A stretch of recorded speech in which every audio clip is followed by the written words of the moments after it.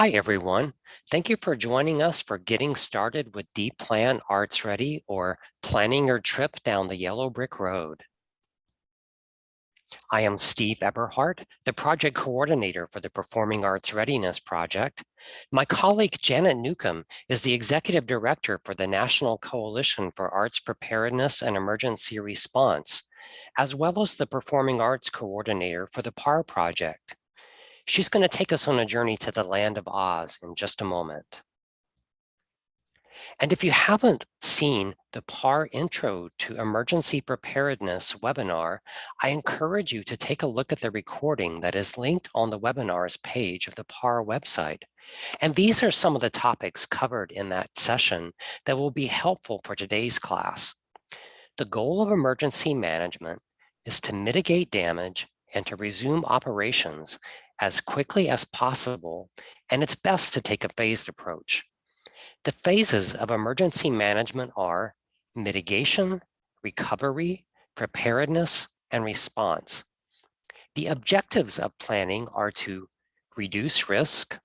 Prevention is the cheapest and most effective activity. It will improve your organization's ability to recover from a disaster. It will enable you to protect your staff, performers, audience, and your critical assets. Some of the steps in disaster planning are your planning structure. Will you form a planning committee or hire an outside consultant? Your risk assessment, which will identify your organization's vulnerabilities. Establishing recovery priorities will help you determine what is most critical to your organization. And you should assemble your plan elements to create a plan that you will revise and update regularly.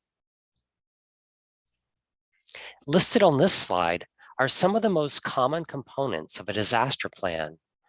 You can see how having your evacuations plans, communications plans, and things like your facility plans together in one easy-to-navigate document will be useful during an emergency. The dPlan Arts Ready tool will assist us in the development of these plan elements. And the newly launched online planning tool is a revision and combination of the older dPlan tool created by the Northeast Documents Conservation Center and South Arts Arts Ready tool. In just a moment, Jan will take us much deeper into the tool and walk us through an example of an arts organization using it. But I wanted to quickly show you the interface and how it works. This is a screenshot of the dashboard page when you are logged in, and you can use the menu options at the top to navigate through the site. You can see where I have dashboards circled in red at the top of the page. And the tool guides you through a series of risk assessment questions, such as this one addressing collections and assets, and allows you to assign a risk level and level of readiness.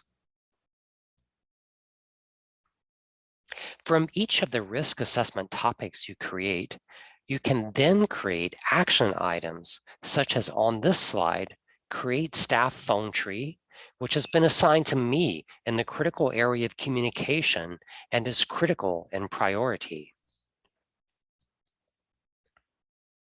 It will walk users through the steps of adding critical stuff, such as a text document containing emergency vendor contacts. And it will produce reports that you can print or download and use as elements for your emergency plan that you are assembling. Shown here is the facility and venue information section with things like information about an offsite storage facility. And I want to now turn things over to Jan, who will take us on a journey to the Emerald City. Thanks, Steve. Here we have the Oz Community Theater, which is located in the historic Over the Rainbow Theater in Emerald City, Kansas. I have created this Oz Community Theater, OCT, to show you how that organization has begun its work on planning to prepare to be ready for just about any hazard along the way. Having returned to Emerald City to lead the theater company of my childhood, I can attest to the fact that there's no place like home, says Dorothy Gale, Executive Director of Oz Community Theater. And Dorothy knows her hometown's history of cyclones, so she made it her first priority to subscribe to the dPlan Arts Ready online tool. She knew that OCT must be ready to respond to all foreseen and unforeseen hazards in order to be around for another 100 years. As I said, it is located in the historic Over the Rainbow Theater, and it was founded in 1922 after Emerald City's worst cyclone of the century. It began as a volunteer-based arts organization dedicated to providing involvement opportunities for all ages to heal the community while inspiring appreciation for the dramatic arts and educating the next generation.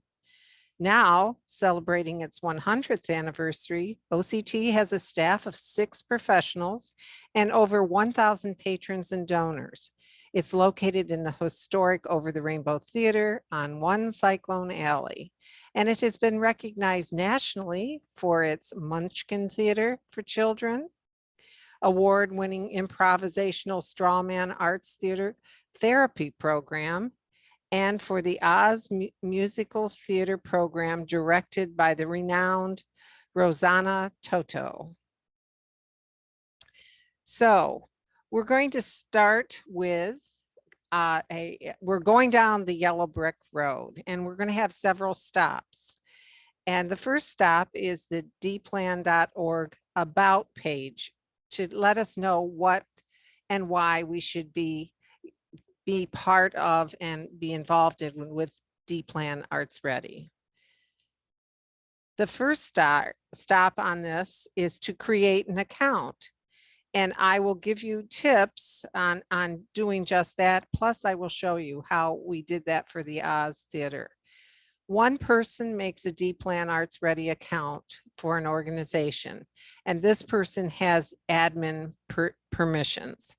After the account is created, the admin adds additional users to its organization's account and chooses what the access privilege is for each person. A credit card is required for all account registrations, even if you have a coupon code for a fee waiver. Just to know that's how you must have a credit card to start the account, even though it may not be charged. The other thing to remember is you will receive a confirmation email, and that must be acknowledged before you can begin to log in. Second stop where we're going is adding and assigning users.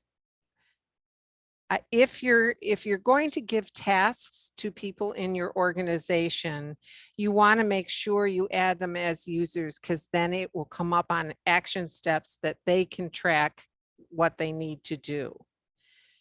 So first of all, you access your organization's account and you see where the account actually is in the upper right hand corner when we actually get on the screen. And then on the left side is users. And you click users to go ahead to add them in with the black box there. And the required fields are what kind of role you want each person to have, that person's name, job title, and the city and state, and email address. And again, each user will get an email inviting them, or the confirmation email, and then they set up a password for accessing their part of the dPlan Arts Ready account. Now, choosing roles. There are 3 different roles that, as I said, the person creating the account, which was in my case with Oz Theater, was Dorothy Gale. And she gets to view, edit, add, delete, add new users, and change payment and subscription details. Then as adding the other people, her managers, her directors, um, um, she made them managers, and I'll show you when we get to that point. They get to view everything, but they have also a limited ability to edit and delete.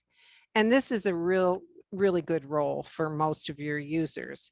But we do have the contributor role, and I would reserve that for board members, volunteers, or entry-level staff that really want to be able to view things and view action items, but don't really have any interest or need to alter information. So as we're going through all the questions in each category, you're going to realize that you don't have to do it all at once.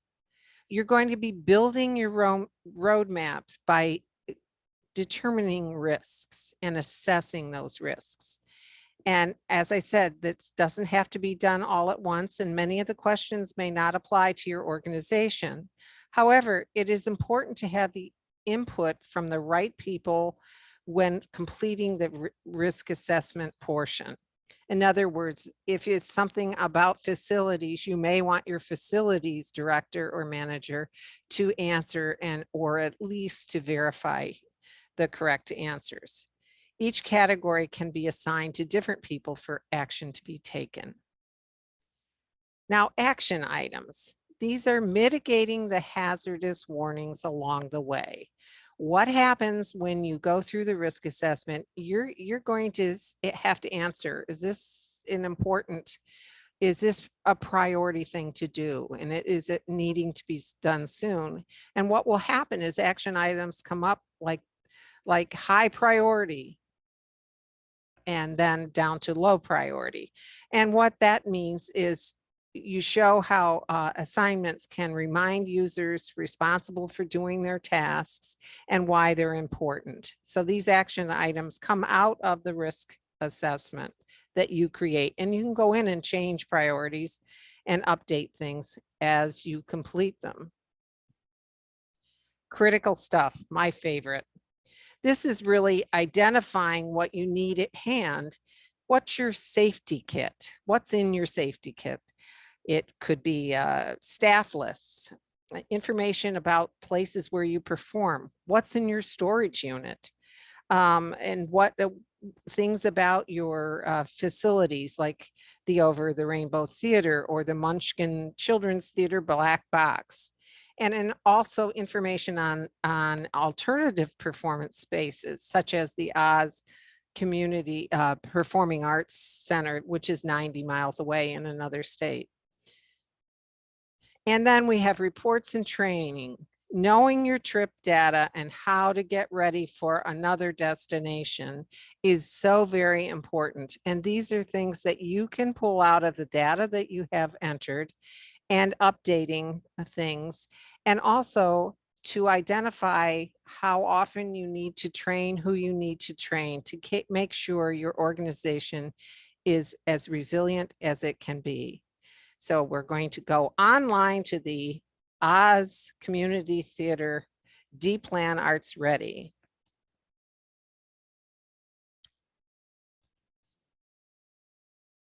So here we are online at the dPlan Arts Ready login page. And since I already have an account, and we're going to hit the login button. And at the bottom of this page, make sure I hit the login, and you'll see my name, Dorothy, up on the right-hand side. And I'm going to just show you the account. Okay, so it shows my Dorothy Gale. I'm executive director, and where I live and all that. Now, interesting, remember we said look on the left-hand side, users. Now, here I have, and that's interesting, I added Lori Foley, who is with Heritage Emergency National Task Force that is part of FEMA. I asked her to be a consultant to Oz Community Theater. So I have added her as an admin person as with her consultant job title.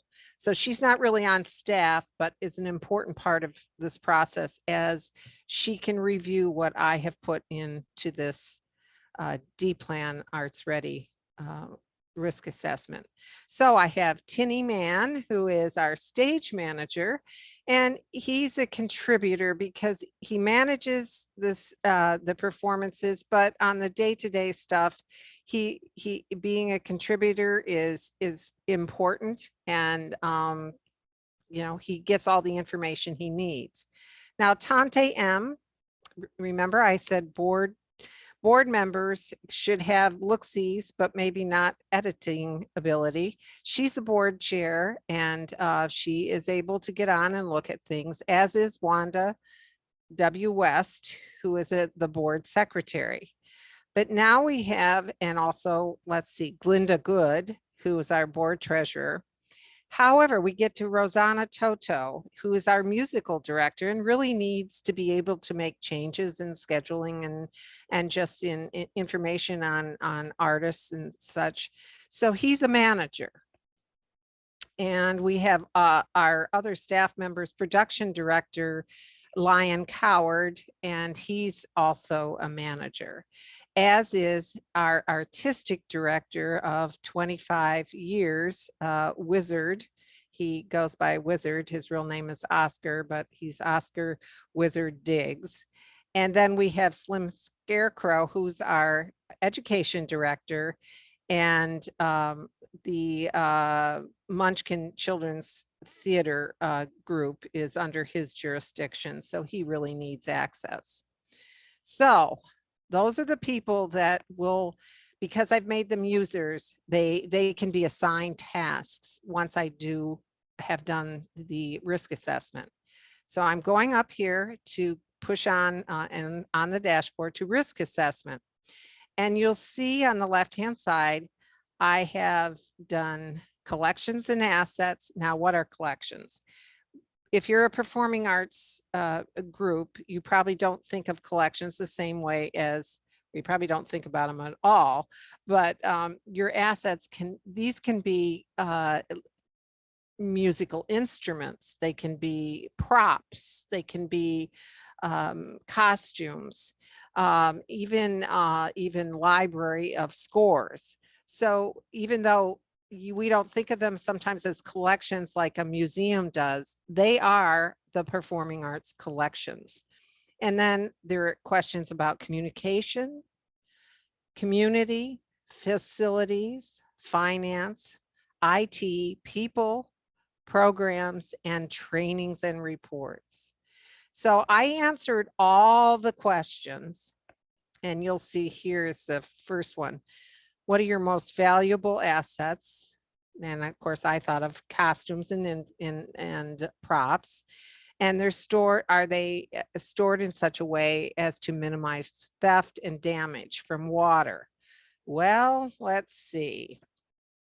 We've been storing our costumes in the basement of the 100-year-old theater building, and there's an exterior entrance, the what I call the hurricane entrance, and so you can get in and out. There's egress, but there is, and we're not really near a source of water. However, just because we haven't had flooding, I think we all know that this may be not the best place to be storing things like that. So I've added, so out of these questions, and this one particularly, I got an action item, which was to assess the condition of these costumes and props in the basement. And other questions about the different props and things showed up, and I answered, and some of the questions really didn't pertain to me.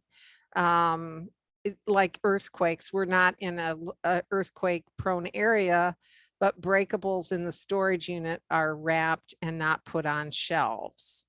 So we're dealing with the possibility of having something like that. Now, if we go to the communications, we did pretty well here. Our state of readiness for at least the first question was, do you have a designated media spokesperson and backup spokesperson and a crisis communications plan for handling media and stakeholder relations? See, these questions, even if you say, well, I don't have any of that, it gives you the idea that you really do need to have this information and everybody needs to know what it is. So in this case, Dorothy Gale is the spokesperson because she's the executive director, but her backup person is Tanta M, who is the board chair, because she's been with the organization a long time and they communicate a lot. And these other things are forwarding calls. Yes, we've done this. A lot of the readiness has come from our ability to maintain operations during COVID, the pandemic. So we can also make changes to events calendar. Remember, I had the education director is able to make changes on things. So we can make those remote changes if we need to. And let's see, we'll do one more of these and then it kind of, you get the understanding. Oh, you see here on that, there's a red triangle. Key personnel in your organization receive emergency alerts from the municipality where you are located. We don't get that. So that's something that we have to do. And it came out as an action item here, emergency management contacts. We need to get those contacts, get them so that everybody knows where they are. And we've said, okay, that we receive weather alerts, especially for cyclones and tornadoes. And these directors confer with the executive director about canceling performances or moving audiences. So we have done some of that.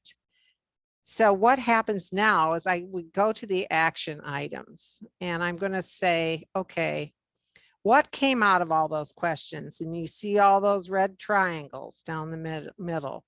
We have exercises that we need to do, cross-training exercises, and that means that more than one staff member knows how to do critical functions that really will keep your organization going.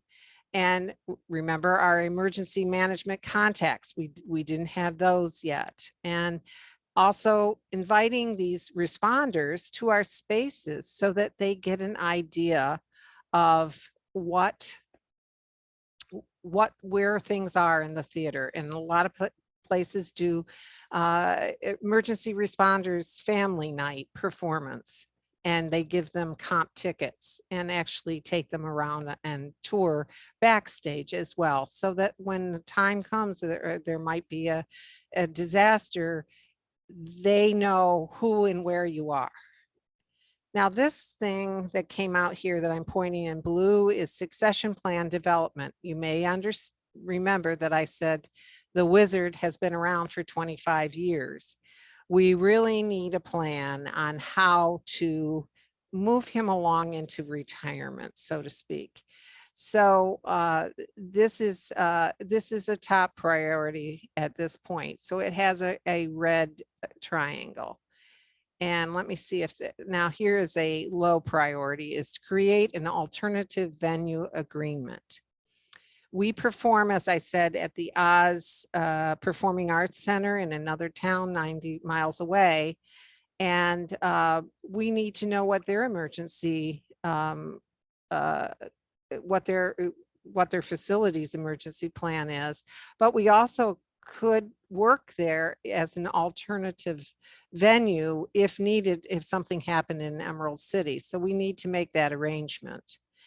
And here we have also policies for salvage priorities and chain of command protocols. Everyone needs to understand them and who's in charge when something happens and what type of thing happens. And you can see some have actually been done. And so we have a plus side on some of our action plans, which is always nice. And on the right here, you see who's assigned it and what the status is on this one is the succession plan. So I will move on to critical stuff, which again is my favorite. And this is what you want to, this is your safety kit, if you remember. What are the things you're going to need that you go, oh, if I only had that list. Okay, administrative offices here, it gives everything about the office, the second floor of the theater, and where the keys are kept and things like that. And I have directors and officers insurance policy that I want to keep on hand. I have information from the Lori from the FEMA collection specialist. Okay, also here's historic theater insurance program information, incident report forms, nonprofit documentation. I would have all my financials linked to this with security as to who can see it and who not. The theater staff and board contact list, it's all right here. And more critical stuff, safety and disaster shopping list. Again, the staff members. So this can be in texts. These can be files, like you'll see this, there are these links here. These are files, or here's the link actually to the historic theater program. People, these are all our staff again. And I would have the community emergency management people on here. And these are about our storage unit, the main stage that we use, all this alternative performance space, not in Kansas anymore, so to speak, so that you can, who's in charge of what. And so I would be adding to this as I want specific things to that I won't lose. Also, we have reports. You can download any of the data that you've put in here. You can download in report form. So I could say download and export or print the staff list and contact, the staff tree, and also the other information that, and I haven't put in medical emergency procedures, but it gives you all these ideas of what you can do. And guides and resources, you can actually, with paid accounts, there's information. Here's something for finance, cash flow projections. And it just, if you want to look at different things, here's a really good one, the Volunteer Lawyers for the Arts.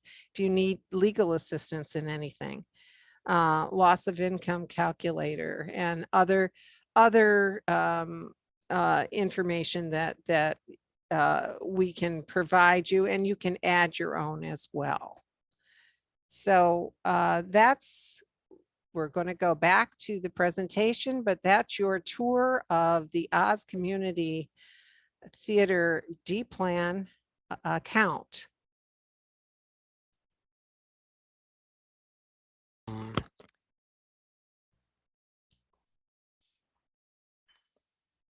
Thank you, Jan. In response to requests for examples of emergency plans used by art organizations, the PAR project has put several downloadable sample plans on our website under the Plans and Tools tab. And here's a list of the plans that are currently available. They are from a variety of types and sizes of organizations, and I encourage you to check out several of them to use as examples on how to best put your plan together. But none of them are going to be a perfect match for your organization, but you should feel free to adapt them to your needs. The first one listed um, here was created by the city of Las Vegas to cover the arts organizations in their city. And the second one for Theatricum Botanicum covers 2 outdoor amphitheaters. Number 4 on there is Dance Cleveland that has 4 rented spaces. And number 11 on the list is a safety and security checklist from an organization that works with the host sites for their events. Now, something like that could be very useful for touring groups that are dependent on their host sites. And I think you will find taking a look at these to be very useful. And I've included this list of webinars offered by the PAR project at the end of this session. So the significance of topics such as risk assessment, networking, and understanding cybersecurity would be clear. And all of these are listed on the PAR website under the Events tab, and recordings are available for most of them. And thank you for joining us today for this session. And if you have any questions for Jan or for me, our contact information is on this slide. Thank you very much. Thank you.